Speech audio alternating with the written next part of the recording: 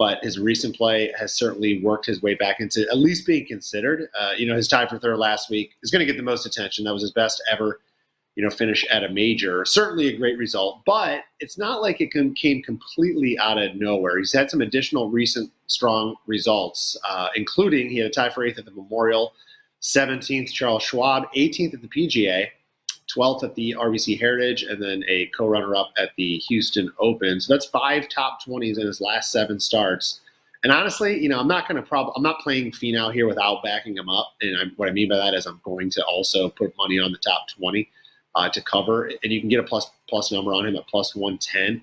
But his results have been pretty good. Golf's a fickle sport where you can ride kind of momentum. It's confidence, right? I mean, so much of it is that. Rory was a good case in point. Guy can't make the putt when he needs to, and sure enough, he misses 2 very short makeable ones on Sunday. It's so much in between your ears, this game, as we all know. And Finau kind of, he's got the confidence right now. The other part of his game that's always been a weakness, we talk about this all the time too, is his putting is usually very, very poor. So the last 2 weeks, though, the last 2 tournaments he's played in, he's gained more than a half a shot strokes gained putting in each of those last 2. So I'm hoping, he's carrying that confidence with the flat stick into this week. And of course, this is a week you need to roll in a ton of birdies. The metrics I like this week, he is high on. He ranks 3rd in strokes gained approach this season. He's a very, very good iron player. He just doesn't always capitalize. So we're going to need the putter to stay hot. And he's 8th in birdie average because he hits a lot of close shots. So he can get hot and go low. He can hit a lot of good iron approaches. He just needs that putter to cooperate to really give him a chance on Sunday.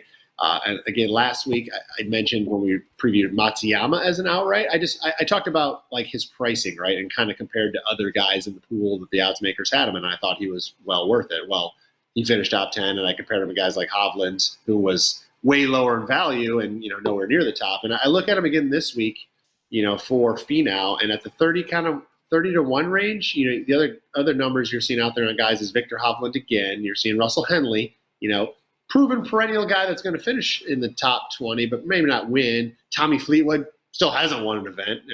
Finau's at least a 6-time PGA Tour winner.